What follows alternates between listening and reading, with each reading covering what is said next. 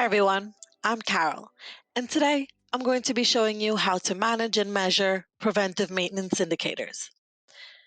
So once you've logged into your platform, head on over to the left-hand side menu and click on the Analytics tab. Once here, we're going to choose our planned jobs indicator. So we're going to click on that one. And here we're going to apply some filters. So we are going to select our client.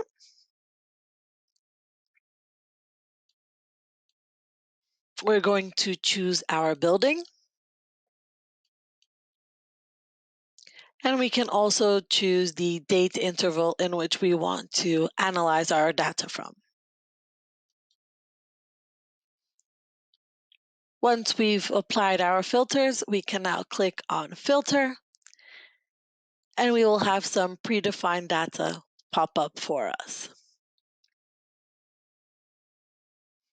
So, as you can see here, we have the total number of planned jobs by status. And now if we want to apply another filter on top of this graphic here, all we have to do is go to the group icon and click on it there. And we can now select another criteria to filter our data. So I'm going to select the planned job type and apply that one. As you can see here, we now not only have our planned jobs by status, but we also have them by type. So as you can see, the dark green are the audit type, and the lighter green color is the preventive type.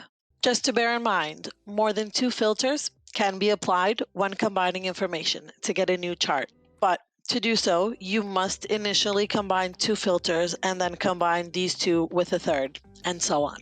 Thanks for watching. Bye.